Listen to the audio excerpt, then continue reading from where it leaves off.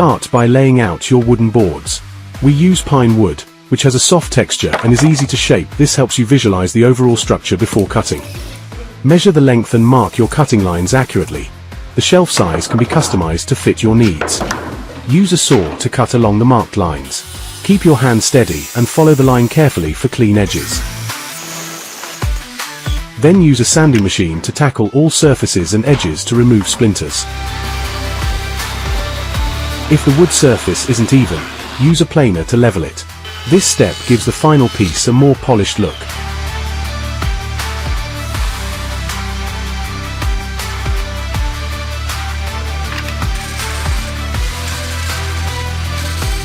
When slotting with a trimming machine, make sure you're wearing safety glasses, because flying wood bits aren't the latest fashion. Keep that workpiece locked down like it's your last slice of pizza.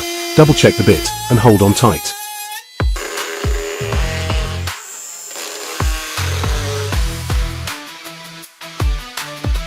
To carve a large circle with a router, make sure you secure the wood, use a steady hand, and keep the machine at the right angle. This rotation process might take a few minutes, and remember, good things, and perfect circles, come to those who wait.